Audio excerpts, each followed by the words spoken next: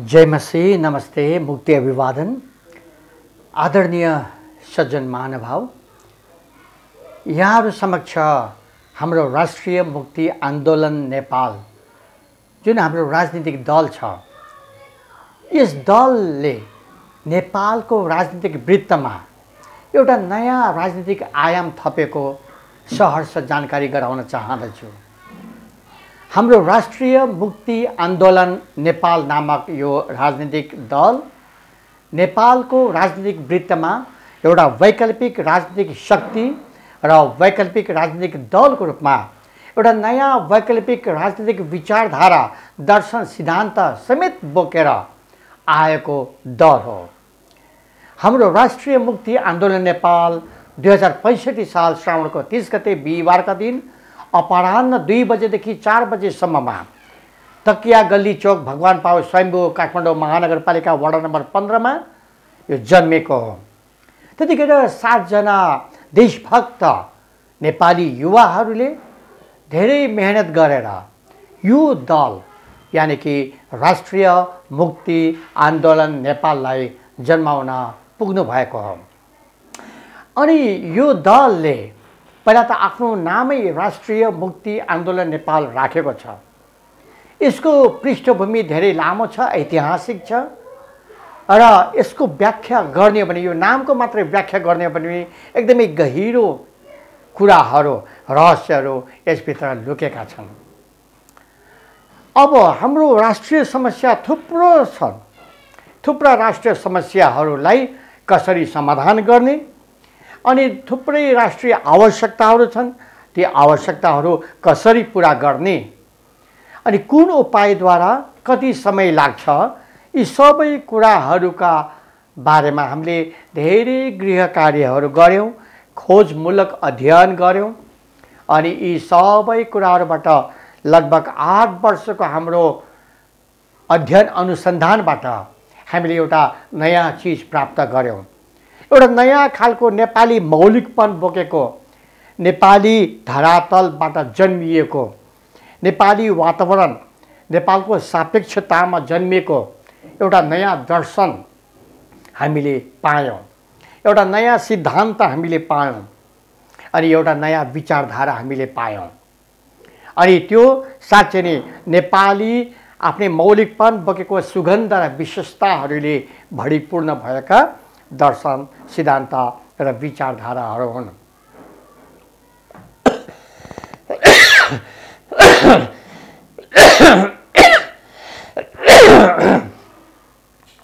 माफ गर्नुहोस्। अब यसपछि यति कुरा हजुरहरूलाई परिचय गराइदिएपछि हाम्रो देश राष्ट्रिय मुक्ति आन्दोलन नेपालको दृष्टिकोणमा कुन अवस्थामा छ भन्दाखेरि हामीले एउटा आन्तरिक कारण अनि एउटा बाह्य कारण, आन्तरिक विषयवस्तुहरू, बाह्य विषयवस्तुहरू, आन्तरिक वातावरण, बाह्य वातावरण, यसरी हामीहरूले मोटामोटी रूपमा हेर्न सक्दछौँ। पहिलो कुरा त नेपालभित्र भएका हामी नेपालीहरू, प्रत्येक नेपाली व्यक्तिको आत्मा, मन, मस्तिष्कमा जुन खालका विकृति विसङ्गतिहरू छन्, नराम्रा सोच विचारहरू छन्, नराम्रा चिन्तनहरू छन्, ती सबैबाट पनि हामी प्रत्येक नेपालीहरू मुक्त हुनु पर्दछ। हामी प्रत्येक नेपालीमा कुनै न कुनै प्रकारका धेर वा थोर नराम्रा सोच चिन्तन विचारहरू उब्जिरहन्छन् हाम्रो दिल दिमागमा, यानी कि हाम्रो आत्मामा। त्यसैले हाम्रा प्रत्येक नेपालीका आत्माहरू पनि विभिन्न विकृति विसङ्गति युक्त सोच चिन्तन विचारहरूले भरिपूर्ण भएका छन्। मानिसहरूको प्रवृत्ति चरित्र त्यही हिसाबले निर्धारित हुने गरेको छ। त्यसकारण हाम्रो आत्मालाई पनि हामीले शुद्ध बनाउनु पर्दछ। हाम्रो आत्मामा भएका, मन मस्तिष्कमा भएका ती नराम्रा विकृति विसङ्गति युक्त सोच शैली विचारहरू चिन्तनहरूलाई हामीले फाल्नु छ, त्यसबाट हामी मुक्त हुनु छ। पहिलो कुरा त यो। त्यसरी हामी आत्मा माने हामी शुद्ध हुनुपर्दछ। हामी आत्माबाट नै हामी पवित्र हुनुपर्दछ। आत्माबाट नै हामी धार्मिक र सिद्ध हुनुपर्दछ भन्ने कुरा पहिलो हो। त्यसपछि हाम्रा विचारका कुराहरू अरूहरू आउँदछन्। अरू विभिन्न अरू कुराहरू पनि हामी सोच विचारहरू गर्दछौँ। छिनछिनमा हाम्रा सोच विचारहरू बदलिरहन्छन्। हाम्रो मनमा यानि कि हाम्रो मन मस्तिष्कमा विभिन्न विचारहरू कुनै सकारात्मक कुनै नकारात्मक पाटाबाट यिनीहरू सङ्घर्षरत भइरहन्छन्, द्वन्द्वरत भइरहन्छन् हाम्रै दिल दिमागभित्र पनि। त्यसकारण ती नकारात्मक विचारहरूलाई नकारात्मक हाम्रा चिन्तनहरूलाई शैलीहरूलाई चरित्र प्रवृत्ति आचरणहरू जुन छन् तीबाट पनि हामीले पूर्ण र समग्र रूपले मुक्ति पाउनु पर्दछ। त्यो अर्को वैचारिक पक्ष भयो, चरित्रको प्रवृत्तिको आचरणको पक्ष भयो र हामी सकारात्मक सृजनात्मक चरित्र प्रवृत्ति र आचरणतर्फ उन्मुख भएर अगाडि बढ्नु पर्दछ भन्ने हाम्रो राष्ट्रिय मुक्ति आन्दोलन नेपालको हाम्रो जोड हो। अब यसरी आत्मिक रूपमा वैचारिक रूपमा भएका विकृति विसङ्गतिहरूबाट मुक्त हुने एउटा कुरा भयो। अनि त्यसरी प्रत्येक नेपालीहरू मुक्त हुँदै 3 करोड नेपालीहरू जुन नेपालका नागरिकहरू छौँ हामीहरू सबै यस खालका आत्मिकी र वैचारिक विकृति विसङ्गति सोच शैली चिन्तन प्रवृत्ति आचरणहरूबाट पूर्ण र समग्र रूपले मुक्त हुनुपर्दछ। त्यसको लागि हामीले सङ्घर्ष गर्नुपर्दछ आफैभित्र। त्यसैले यो हाम्रो राष्ट्रिय मुक्ति आन्दोलन नेपालमा नाम छ। यो मुक्तिको कुरा यहाँबाट एउटा व्यक्तिको मन मस्तिष्क दिल दिमाग उसको चरित्र प्रवृत्ति आचरणहरूबाट अनि सुरु हुँदछ। त्यसपछि हामी जाँदछौँ हाम्रो परिवार, हाम्रो छिमेकी टोल, हाम्रो समुदाय, हाम्रो वडा, हाम्रो गाउँपालिका, नगरपालिका, उपमहानगरपालिका, महानगरपालिका, हाम्रो जिल्ला, हाम्रो प्रदेश, हाम्रो देशको कुरा, राष्ट्रिय स्तरको कुरा आउँदछ। त्यसकारण नेपालीहरू मिलेर प्रत्येक एकवटा नेपालीहरू मिलेर हामी राष्ट्रिय स्तरका 3 करोड जुन नेपालीहरू छौँ ती सबै नेपालीहरूको दिल दिमागबाट यानि कि मन मस्तिष्कबाट यी सबै किसिमका आत्मिक र वैचारिक विकृति विसङ्गतिहरूबाट हामीले छुटकारा पाउनु पर्दछ, मुक्ति पाउनु पर्दछ, स्वतन्त्रता पाउनु पर्दछ भन्ने कुरामा राष्ट्रिय मुक्ति आन्दोलन नेपालले जोड दिँदछ। अब यसको साथसाथै हाम्रो नेपालमा हामी नेपाली नागरिकहरूकै बिचमा पनि विभिन्न किसिमका अन्याय अत्याचार दमन उत्पीडन शोषण विभेद छुवाछुतहरू छन् हामी बिचमा पनि। अनि यी आफै भित्र भएका शोषण अन्याय अत्याचार दमन उत्पीडन अनाचार दुराचारहरू यी सबैबाट पनि विभेद छुवाछुतहरूबाट पनि हामीहरूले मुक्ति पाउनु पर्दछ। यो समाजमा भएका विकृति विसङ्गतिहरू हुन्। यो सामाजिक विकृति विसङ्गतिहरूबाट पनि सबै नेपालीहरूले यानि कि 3 करोड नेपालीहरूले समग्र र पूर्ण रूपले मुक्ति पाउनु पर्दछ, छुटकारा पाउनु पर्दछ, स्वतन्त्रता पाउनु पर्दछ। पहिलो काम त यो हो। हाम्रो दिल दिमागमा भएको हाम्रो समाजमा भएका यी फोहोर मैलाहरूलाई हामीले बडाल कुडाल गरेर हामीले फाल्नु पर्दछ, यसलाई लिपपोत गर्नु पर्दछ, सफा पार्नु पर्दछ, धोइ पखाली गर्नु पर्दछ। यसरी हामी यसरी शुद्ध र पवित्र बन्नु पर्दछ प्रत्येक मान्छेहरू। अनि यसको साथसाथै हामीले अर्को एउटा पाटो पनि हेर्नु पर्दछ। हाम्रो समाजमा अर्को एउटा नराम्रो कुरा पनि छ जो हाम्रो समाजबाट लिएर उपल्लो सरकारसम्मका महत्त्वपूर्ण पदहरूमा आसीन हुनुभएकाहरूसम्म यी कुराहरू छन्। त्यो हो अन्याय अत्याचार गर्नु, अरूलाई भ्रष्टाचार गर्नु, अनैतिकता हुनु, यी कुराहरू पनि प्रशस्त छन्। विभेद गर्नु सरकारले नै यी कुराहरू छन्। त्यसकारण यस्ता अन्याय अत्याचार भ्रष्टाचार अनैतिकताहरू विभेद गर्ने कुराहरू थुप्रै आर्थिक अनियमितता गर्ने कुराहरू पारदर्शी नहुने कुराहरू समयमा कुनै पनि काम कुरा नगर्ने कुराहरू ढाड छल कपट षड्यन्त्र गर्ने कुराहरू यी सबै अनैतिकता र भ्रष्टाचार युक्त चरित्र प्रवृत्ति र आचरणहरू हुन्। यसबाट हामी तल्लो लेभलका हाम्रा वडाका टोलका स्थानीय सरकारदेखि लिएर केन्द्रको सङ्घीय सरकारसम्म कोही पनि हामी अछुतो रहन सकेका छैनौँ। सबै कुनै न कुनै मात्रामा तहमा कुनै न कुनै हिसाबले यी रोगहरूबाट ग्रस्त छौँ हामीहरू।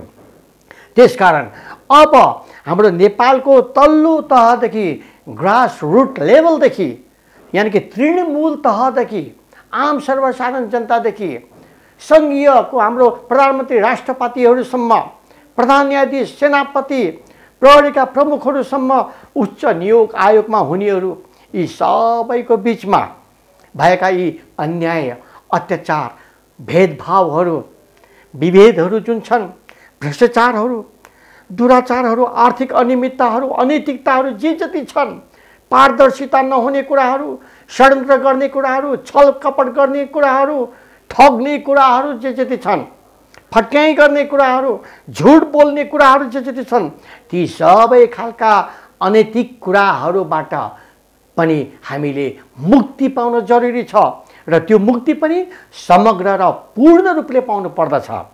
त्यसकारण यी सबै भनिएका कुराहरू हाम्रो नेपालभित्र रहेका सबै के हुन् भने एकदमै राष्ट्रिय नराम्रा समस्याहरू हुन्। राष्ट्रिय तहमा भएका राष्ट्रिय स्तरमा भएका व्यापकतामा भएका गहिराइमा भएका नराम्रा विकृति विसङ्गतियुक्त समस्याहरू हुन्। यी सारा समस्याहरूबाट नेपालले पूर्ण र समग्र रूपले राष्ट्रिय स्तरमै मुक्ति पाउनु पर्दछ भन्ने कुरामा राष्ट्रिय मुक्ति आन्दोलन नेपालले जोड दिँदछ। अब यसको साथसाथै अर्को एउटा फेरि समस्या छ। त्यो समस्या के हो भने हाम्रो देशमा नेपाली जनताको बिचमा हाम्रो नेपाली समाजमा एकदमै नराम्रो अर्को समस्या छ। त्यो हो गरिबीको समस्या। त्यो गरिबीको समस्याबाट पनि नेपालीले मुक्ति पाउन जरुरी छ। अशिक्षाको समस्याबाट पनि मुक्ति पाउन जरुरी छ। बेरोजगारीको समस्याबाट मुक्ति पाउन जरुरी छ। भूमिहीन अवस्थाबाट मुक्ति पाउन जरुरी छ। घरविहीन अवस्थाबाट मुक्ति पाउन जरुरी छ। एकदमै काम ज्याला मजुरीमा यानि कि पारिश्रमिकमा शोषण गर्ने समस्याहरू छन् यहाँ, त्यसबाट पनि मुक्ति पाउन जरुरी छ। आज कुनैले एकै दिनमा लाखौं करोडौं रुपियाँको पारिश्रमिक पाउँछन् भने आज हाम्रो तराईमा एउटा स्कुलमा काम गर्ने कार्यालयले सहायकले जम्मा 4000, 5000, 6000 रुपियाँमा बिहान 6-7 बजेदेखि बेलुकी 6-7 बजेसम्म काम गर्नुपर्छ। हाम्रो तराईमा काम गर्ने अहिलेसम्म पनि मुक्त हुन नसकेका हरुवा चरुवा अर्गन ट्रायल बुक्रेही कमैया कमलरी हलिया हल्ला गोठालाहरूले अहिले पनि एक दिनको कम्तीमा 40 रुपियाँ र बढीमा 100 रुपियाँमा एक दिनमा काम गर्नुपर्ने अवस्था छ। अहिले पनि दिनभरि काम गर्नुपर्ने अवस्था छ भने यो समस्याबाट पनि नेपालीहरूले पीडित नेपालीहरूले समग्र र पूर्ण रूपले मुक्ति पाउन अत्यन्त जरुरी छ। यसै गरिकन हामीलाई रोगीपनबाट मुक्ति पाउन जरुरी छ। अस्वस्थताबाट मुक्ति पाउन एकदमै जरुरी छ। धेरै नेपालीहरू जो रोगी हुनुहुन्छ उहाँहरू रोगमुक्त हुनुभएको होस् भनिकन हामीले ठुलो सङ्घर्ष प्रयत्न गर्न जरुरी छ। त्यति मात्र होइन, सबै नेपालीहरू निरोगी हुन्, सुखी हुन्, समृद्धशाली हुन् भनेर धेरै काम गर्न हामीले यहाँ बाँकी छ। त्यसकारण यसको साथसाथै कहीँ हाम्रा अपाङ्गता भएकाहरू, होचापुड्काहरू, तेस्रो लिङ्गीकाहरू, विधवाहरू यानि कि एकल महिला एकल पुरुषहरू अनि पिछडिएको क्षेत्रका जनताहरू कैयनजना विभिन्न किसिमले प्रताडित हुनुभएको छ, शोषण अन्याय अत्याचार दमनमा पिल्सिनु भएको छ। उहाँहरूले पनि ती सबै कुराहरूबाट मुक्ति पाउन एकदमै जरुरी छ र त्यो मुक्ति माथि सतै मुक्ति होइन, गहिराइबाट उचाइसम्म व्यापकतामा पूर्ण र समग्र रूपले मुक्ति पाउन जरुरी छ। त्यसकारण यी सारा राष्ट्रिय समस्याहरू हुन्। यी सामाजिक सुरक्षाको अभावमा जुन अहिले हामी नेपालीहरू पिल्सिरहेका छौँ त्यसबाट मुक्ति पाउन जरुरी छ।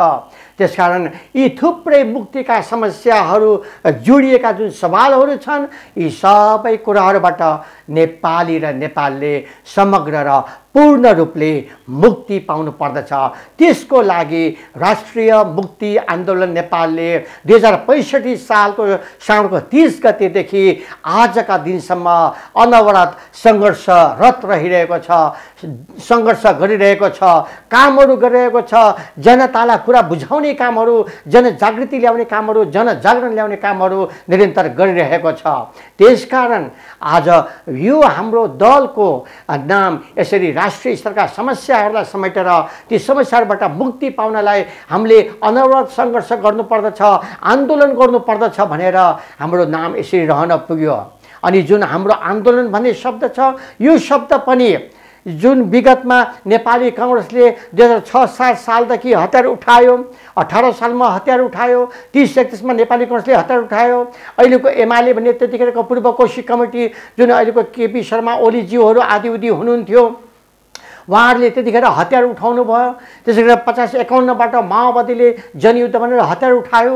अब हाम्रो राष्ट्रिय मुक्ति आन्दोलन नेपालको आन्दोलन कस्तो हो त भन्दाखेरि हामीले उहाँहरूले गरेको जस्तो रक्तपातपूर्ण हतियार उठाएर गर्ने आन्दोलन होइन, हामीले गर्ने अहिंसात्मक आन्दोलन हो।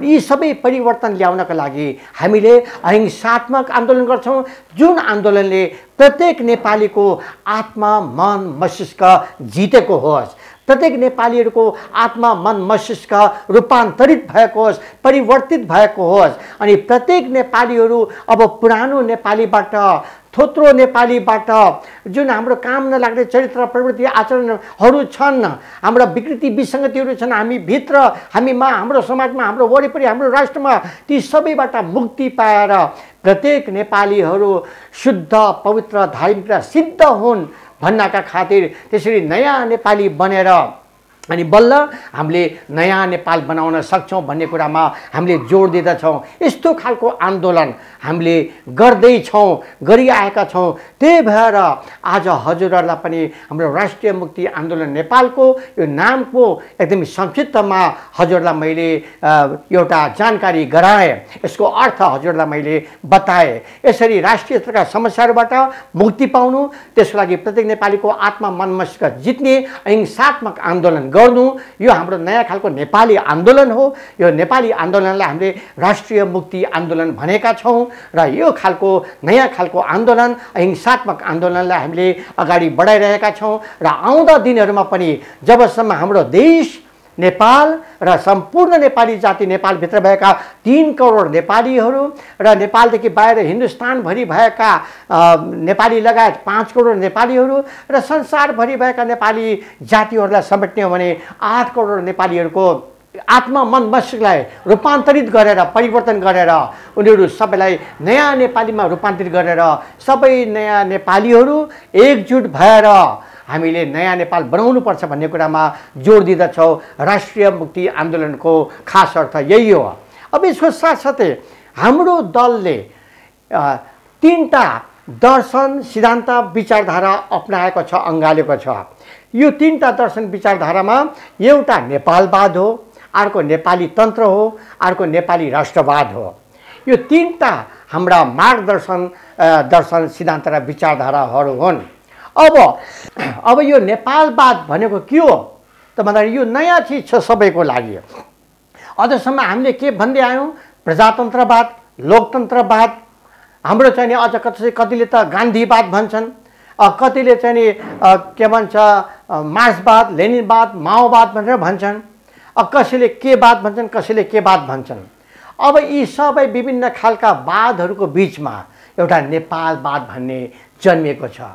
खासमा यो जन्मन सुरु गरेको त 58 सालबाट हो, तर यसले मूर्त रूप धारण कहिले गर्यो? 2065 सालको श्रावणको 30 गते आएर यसले मूर्त रूप धारण गर्यो। अनि यो नेपालवाद भनेको के हो भनेको, नेपालवाद भनेको नेपालकै माटोबाट, नेपालकै हावापानी, नेपालकै जनताहरू, नेपालकै नागरिकहरूका समस्याहरूका सापेक्षतामा, नेपाली नागरिकहरूका आवश्यकताहरूका सापेक्षतामा जन्मेको एउटा नयाँ दर्शन हो, जुन हामीले धेरै गहन अध्ययन गऱ्यौँ, खोजमूलक अध्ययन गऱ्यौँ, त्यो अध्ययनले एउटा नयाँ चिज हामीलाई देखायो, बतायो। अनि जुन नयाँ दर्शन अब हामी अझसम्म नेपालमा जे जति सत्तामा पुगेका, संसदमा पुगेका राजनीतिक दलहरू छन्, जसले विदेशमा प्रतिपादित भएका दर्शन, सिद्धान्त, विचारधाराहरूलाई लिएर नेपालमा राजनीति गरिरहेका छन्।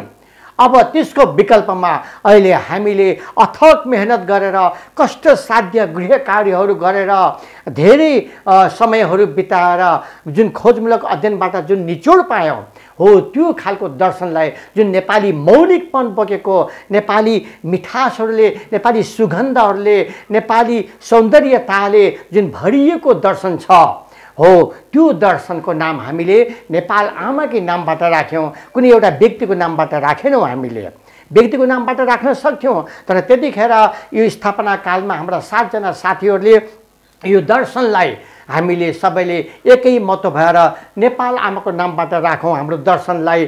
किनभने यो नेपाल आमाकै छोराले, नेपाल आमाकै गर्भबाट जन्माएको दर्शन हो भनेर हामीले नेपाल आमाको नामबाट नेपालवाद भनेर हामीले प्रतिपादन गरेको दर्शनलाई नेपाल आमाको नामसँग जोडेर नेपालवाद भन्यौँ।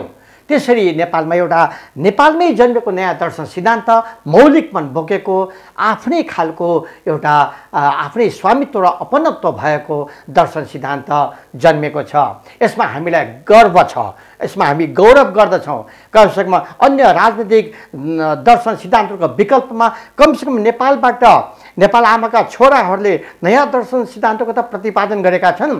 यसमा हाम्रो गर्व छ। अब नेपालवाद भनेको के हो? नेपालवाद भनेको न मार्क्सले भनेको जस्तो हो, न Lenin, Stalin, Mao Zedong, Ho Chi Minh, Fidel Castro, che Guevara, Broz Tito, त्यसपछि गएर राहुल साङ्कृत्यायन, चारू मजुमदार, उहाँ किम इल सुङ आदि उनीहरूले भनेको जस्तो होइन। यो नेपालवाद भनेको यो बेग्लै नेपालीपनकै आफ्नै ढाँचा, आफ्नै मौलिकतामा यो जन्मेको, हुर्केको छ। यसको चाहिँ उनीहरूसँग तुलना गर्दाखेरि यसको बेग्लै खालको खाका छ। अनि यसले के भन्छ त? यसले नेपालवादले भन्छ 1 नम्बरमा हाम्रो विश्वका मानव समुदायहरू खालि द्वन्द्वात्मक, ऐतिहासिकता, भौतिकवाद यतिले मात्रै यो समाजको विकास भएको होइन, यतिले मात्रै समाज चलेको होइन, त्यसमा 2टा कुरा अपुग छन्, छुटेका छन् भनेर हामीले भन्छौँ। त्यो 2टा छुटेका कुरा के हो भन्दाखेरि यो द्वन्द्वात्मकता, ऐतिहासिकता, भौतिकवादिता, यसमा 2टा कुराको अभाव छ। त्यो हो एउटा आत्मिकताको अभाव, आत्मिकताको अभाव र अर्को समन्वयात्मकताको अभाव। यो 2टा कुराहरूलाई जोडेपछि बल्ल यहाँ अलिक पूर्ण रूपले हाम्रो यो समाजको उत्पत्ति अनि विकास भइरहेको हामीले प्रष्ट रूपमा महसुस गर्न सक्दछौँ। त्यसकारण हाम्रो नेपालवादमा 5वटा तत्त्वहरू छन्। एउटा हो आत्मिकता, अर्को हो समन्वयात्मकता, अर्को हो द्वन्द्वात्मकता, अर्को हो ऐतिहासिकता र अन्त्यमा हो भौतिकता। यो 5वटा कुराहरूको संयोजनले, सम्मिश्रणले बल्ल यो दुनियाँ अनि यो मानव समाजको जन्म भएर यसको विकास हुँदै हुँदै आएको छ भन्ने कुरामा हामीले विश्वास गर्छौँ। अनि यसैलाई हामीले नेपालवाद भन्दछौँ।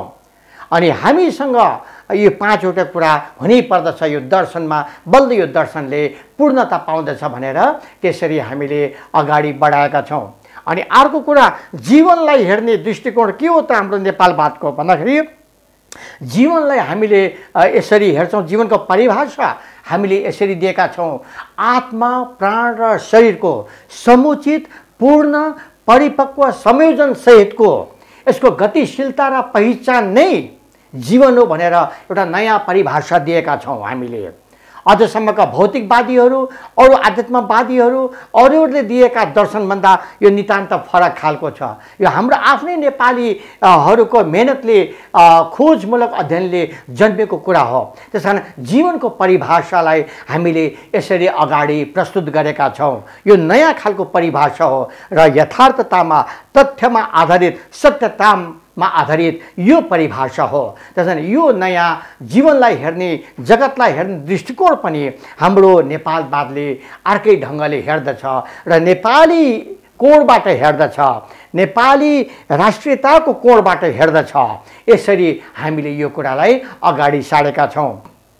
अब आयो कुरा नेपालवादमा अरू थुप्रै कुराहरू छन्। वर्ग सङ्घर्षसँग सम्बन्धित, वर्ग समन्वयसँग सम्बन्धित, निषेधसँग सम्बन्धित, विलयसँग सम्बन्धित, विकाससँग सम्बन्धित, प्रगतिसँग सम्बन्धित यी थुप्रै कुराहरू छन्।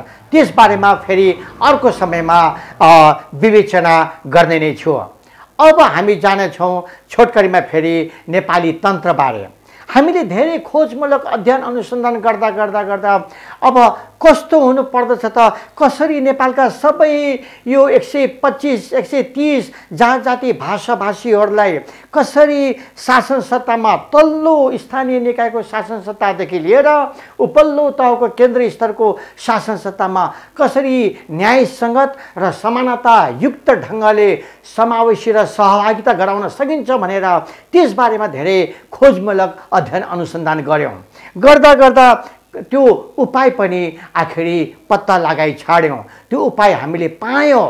त्यो के हो भने तल्लो निकायदेखि उपल्लो निकायसम्म नेपालमा भएका विभिन्न जात जाति भाषा भाषीहरू, विभिन्न संस्कृतिकाहरू, विभिन्न धर्मकाहरू, विभिन्न वर्ण लिङ्ग पेसा व्यवसाय होचापुडका अपाङ्गता भएकाहरू वर्गकाहरू अनि विभिन्न भूक्षेत्रकाहरूलाई न्यायसँग समान समावेशी सहभागिता गराउनु पर्दछ भन्ने निचोडमा हामी पुग्यौँ।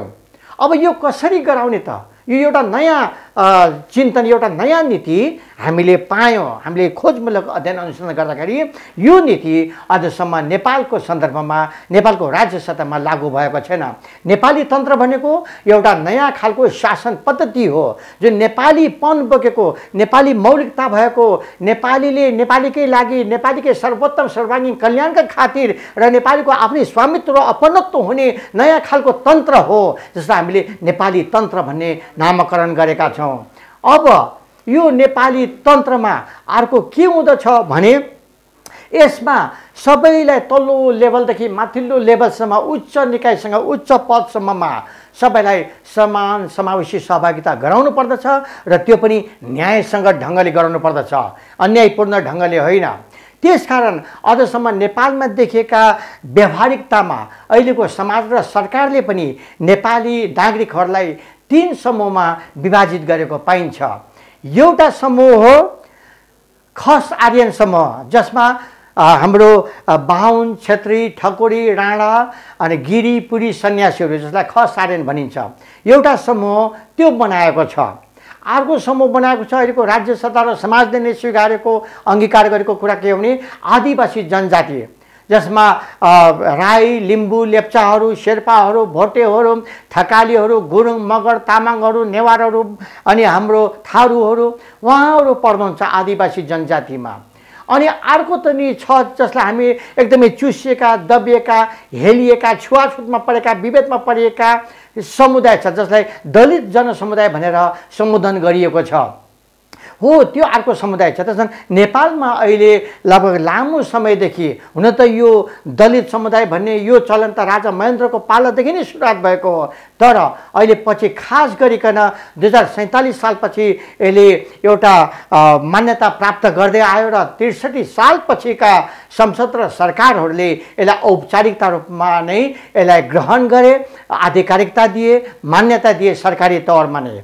अब हामीहरूले कुन निष्कर्षमा पुग्नु पर्यो भने अबको राज्य सत्तामा, चाहे त्यो वडाको टोलको सरकार होस्, चाहे केन्द्रको सङ्घीय सरकार होस्, माथिसम्म यो 3टा समुदायका जनसमुदायका प्रतिनिधिहरूलाई जनताबाट निर्वाचित गराएर 3टै समुदायका प्रतिनिधिहरूले शासन सत्तामा उनीहरूले समावेशी सहभागिता हुनुपर्छ, न्यायसँग ढङ्गले, समान ढङ्गले, न्यायसँग ढङ्गले समावेशी र सहभागिता हुनुपर्दछ भनेर हामीले एउटा नीति बनाएका छौँ। यो नेपाली तन्त्रको एउटा खास विशेषता हो यो।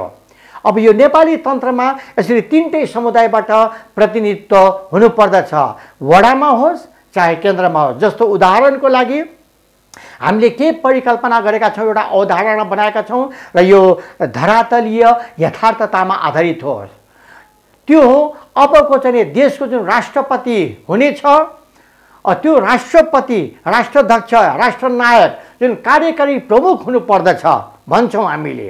अनि त्यो कार्यकारी प्रमुख राष्ट्राध्यक्ष 3 जनाको हुनुपर्दछ र त्यहाँ सबै जनसमुदायको प्रतिनिधित्व न्यायसङ्गत ढङ्गले हुनेछ। अनि यसरी 6 वर्षको कार्यकाल उहाँले सम्पन्न गर्नुहुनेछ। त्यसै गरिकन वडासम्म पनि त्यसरी नै चुनिनु पर्दछ। जहाँ यसरी चाहिँ हामीले गर्छौँ भने बल्ल अहिलेको चलनभन्दा अझ राम्रो खालको चलन त्यो हुनेछ। शासन सत्ता तन्त्र चलाउने हकमा, राज्य सत्ता चलाउने हकमा सबैलाई न्यायसँग समान समावेशी सहभागिता हुनेछ। अनि यो एउटा पाटो भयो। अर्को जुन मन्त्रीमण्डल बनाइने छ, मन्त्रीमण्डल कसले बनाउँछ? यही राष्ट्राध्यक्ष मण्डलले मन्त्रीमण्डल बनाउँछ। कसरी बनाउँछ? राष्ट्राध्यक्ष मण्डलले संसदबाट सांसदहरूलाई लिएर मन्त्री बनाउने होइन। राष्ट्राध्यक्ष मण्डलले संसददेखि बाहिरका विज्ञहरू, विभिन्न विषयका विज्ञहरू र विभिन्न विषयमा अहोरात्र खटेर लागेका मानिसहरू, कर्मठ योद्धाहरू र विभिन्न विषयमा लागेर उनीहरूले त्याग तपस्या बलिदान गरेका इमान्दार, नैतिकवान, अनुशासित र राष्ट्रभक्त, देशभक्त, देशप्रेमी त्यस्ता व्यक्तिहरूलाई उहाँहरूले राष्ट्राध्यक्ष मण्डलले विभिन्न मन्त्रालयको जिम्मेवारी दिनु हुनेछ। अनि विभिन्न मन्त्रालयलाई यस्ता खालका व्यक्तिहरूले मिलेर जो देशभक्त हुनेछ, देशप्रेमी, राष्ट्रवादी हुनेछ, जो नैतिकवान हुनेछ, जो असल चरित्रको हुनेछ, जो इमान्दार हुनेछ, जो पारदर्शी रूपमा काम गर्नेछन् हो त्यस्ता मानिसहरूलाई र विभिन्न विषयका ज्ञाताहरू, विज्ञहरू या पढ लेखेर विज्ञ नभए तापनि उहाँहरूले त्यो क्षेत्रमा गरेका अतुलनीय उहाँका योगदानहरूलाई कदर गर्दै उहाँहरूको योगदान, उहाँको कामको आधारमा उहाँहरूलाई मन्त्री बनाउनु हुनेछ राष्ट्राध्यक्ष मण्डलका ती कार्यकारी प्रमुखहरूले। अनि अर्कोतिर संसदले के गर्नेछ?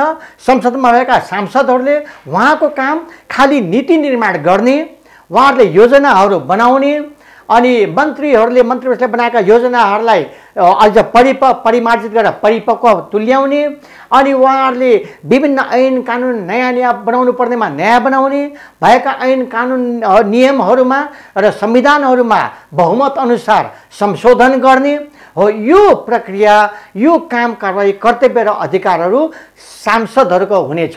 सांसदहरू र मन्त्रीमण्डललाई जोडिदिने हो भने अहिलेको जस्तो खुट्टा तानातान लुछाचुडी अनि सांसदहरू पनि अनि पशु पक्षी चाहिँ भेडा बाख्रा चाहिँ करोडौँ रुपियाँमा किनमेल हुने, लुकाउने, छुपाउने, अपहरण गर्ने यो विकृति, राजनीतिक विकृति, विसङ्गति, यो फोहोर खेलबाट अनि मुक्त हुनेछ हाम्रो संसद र सरकार। हाम्रो राजनीतिक पद्धतिमा जुन अहिलेको फोहोरी खेल छ, यो फोहोरी खेललाई मेटाउनलाई यो एउटा पाटो हो, यो एउटा अवधारणा हो, यो एउटा उपाय हो। यसरी हाम्रो राष्ट्रिय मुक्ति आन्दोलन नेपालले एउटा नयाँ कन्सेप्ट, एउटा नयाँ अवधारणा ल्याएको छ जसलाई हामीले नेपाली तन्त्र भन्ने नाम दिएका छौँ। त्यसै गरिकन चुनावमा पनि अब त्यहाँ जान त फेरि चुनाव हुनुपर्छ। हामीले एकद्वार प्रणाली चुनाव भनेका छौँ। नेपाली तन्त्रमा एकद्वार प्रणाली चुनाव हुनेछ। अनि त्यो निर्वाचन कस्तो हुनेछ? त्यहाँ अहिलेको जस्तो प्रत्यक्ष एउटा व्यक्ति उठेर जित्ने त्यहाँ हुने छैन। त्यहाँ के हुनेछ?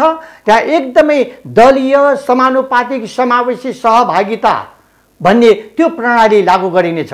दलीय, समानुपातिक, समावेशी सहभागिता। त्यहाँ प्रत्येक दलले त्यहाँ चाहिने सांसदहरू, राष्ट्राध्यक्षहरू 3 जना उठाउने छन् विभिन्न जनसमुदायबाट। अनि त्यसपछि त्यहाँ निर्वाचन हुनेछ। अनि त्यहाँ निर्वाचनको बेलामा प्रत्यक्ष उम्मेदवार नउठ्ने भएपछि अनि प्रत्यक्ष उम्मेदवारले गर्ने खर्चहरू पनि त्यहाँ कम हुने भयो। आर्थिक अनियमितता अनि आर्थिक चलखेलहरू, मनी मसल र मिडियाको जुन विकृति अहिलेको चुनावमा खुब मौलाएको छ, फस्टाएको छ, त्यो चाहिँ नि न्यून हुँदै जानेछ, कम हुँदै जानेछ। अहिलेको चुनावमा के छ? मनी मसल र मिडियाले नराम्रोसँग गाँजेको छ, आक्रान्त पारेको छ समाजलाई, राजनीतिक कर्मीहरूलाई आक्रान्त पारेको छ, नराम्रो रोग छ।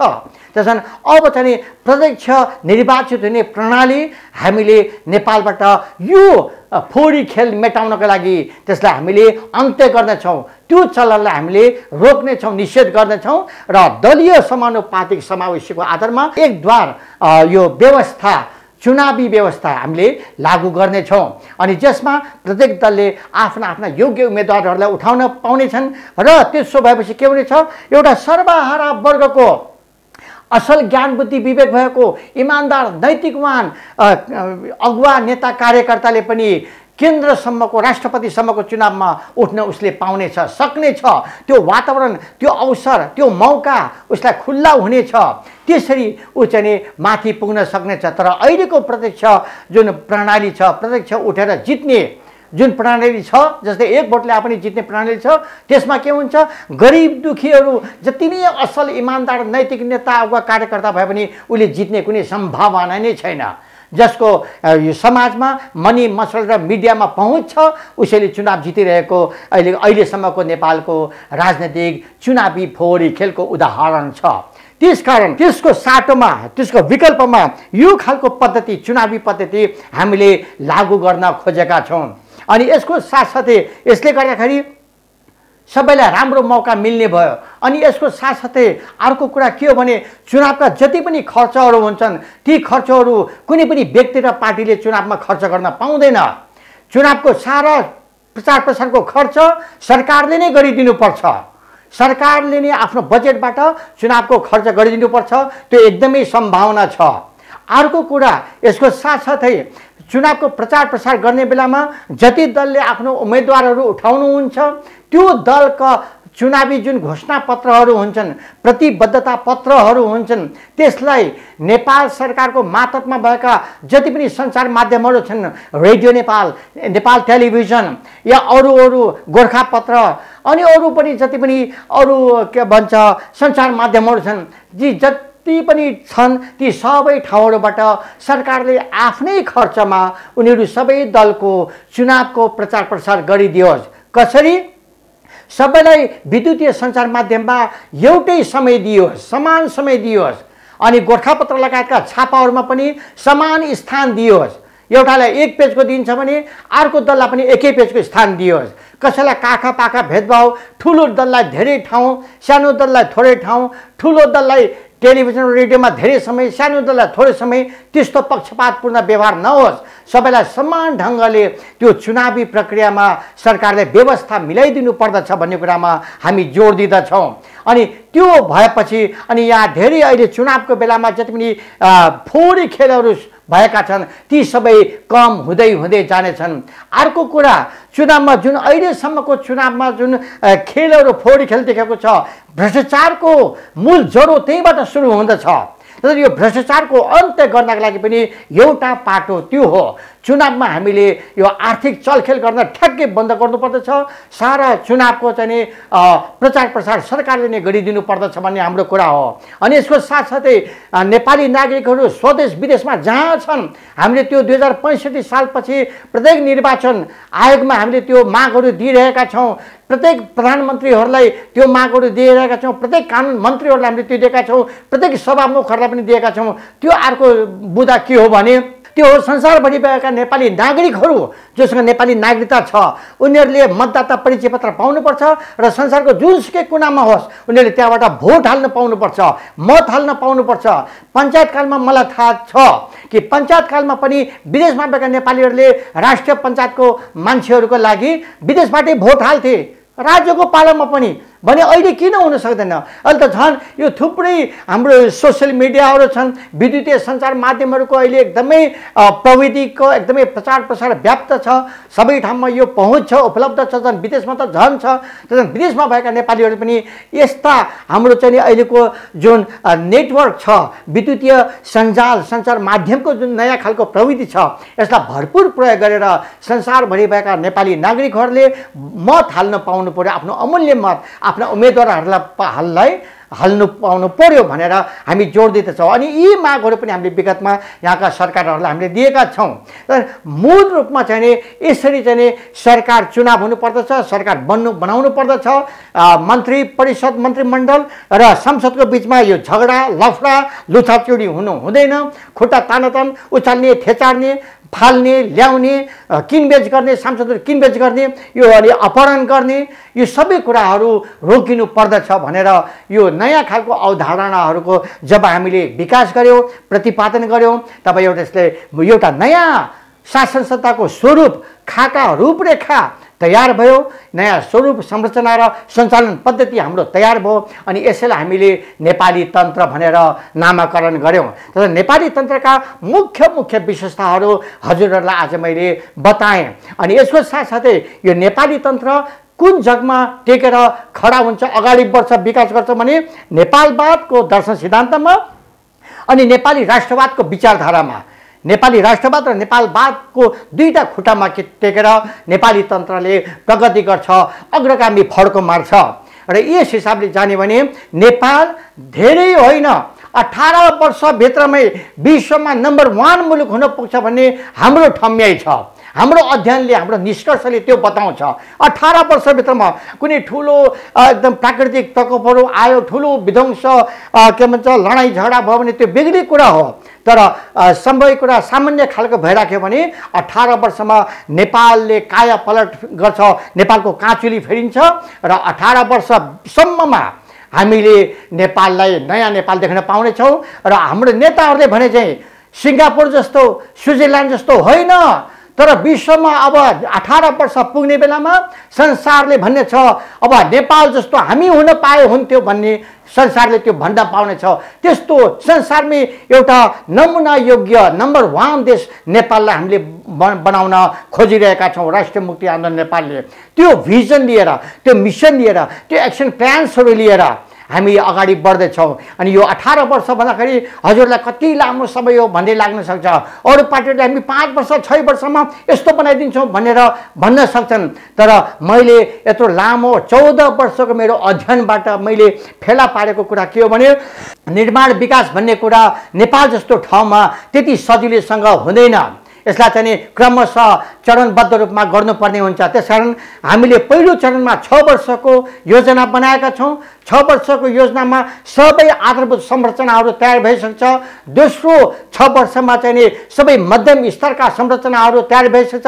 जनताका आवश्यकताहरू पनि पुरा हुन्छन्, जनताका समस्याहरू पनि पुरा हुन्छन्। र अर्को तेस्रो 6 वर्षे कार्यकालमा चाहिँ नेपाल चरम विकासको अवस्थामा पुग्छ र विश्वमै नम्बर 1 यानी कि नेपाल जस्तो अरू कुनै मुलुक छैन विश्वमा भन्ने त्यो अवस्थामा हामीले नेपाललाई पुर्याउँछौँ। अब सिङ्गापुर र स्विजरल्यान्ड जस्तो होइन कि अब नेपाल जस्तो भन्ने विश्वमा अरूहरूले त्यो लिउन्। त्यसैले अब हामीहरू नेपालीहरूले अब संसारमा जसरी सगरमाथा हाम्रो टाउको उठाउने छ, शिर उठाउने खालको सगरमाथा छ, जसरी गौतम बुद्धको हामीले लिन्छौँ, त्यस कारण अब नेपालीले नयाँ यो आधुनिक परिवेशमा, आधुनिक अवस्थामा, विभिन्न आधुनिक प्रविधिहरूको भएको बेलामा आधुनिक प्रविधिहरूलाई, वैज्ञानिक प्रविधिहरूलाई, यो आइटीको जमाना छ अहिले, इन्फर्मेसन टेक्नोलोजी, अनि यसलाई प्रयोग गरेर हामी चाँडोभन्दा चाँडो नेपाललाई विश्वमै सुउदाहरणीय नेपाली तान्त्रिक राष्ट्र बनाउन सक्नेछौँ,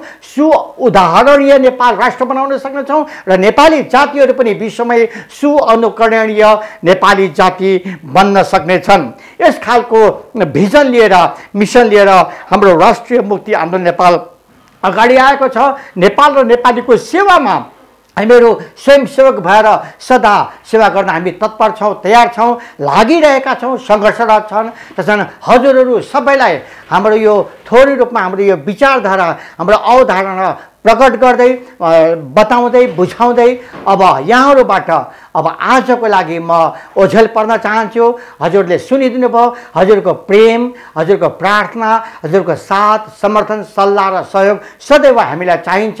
अनि हामीहरू हजुरकै सेवामा लागि परेका हुनाले आउनुहोस्, हामीहरू एउटै भएर, एकजुट भएर राष्ट्रिय मुक्ति आन्दोलन नेपालको झन्डा मुनि एकजुट भएर हामीहरू अगाडि बढौँ र नेपाललाई विश्वमै सुउदाहरणीय नेपाली तान्त्रिक राष्ट्र बनाऊ। हस्, धेरै धेरै धन्यवाद। हजुरहरूको सबैको भलो होस्, नेपालको जय होस्, नेपालीको जय होस्। मुक्ति अभिवादन।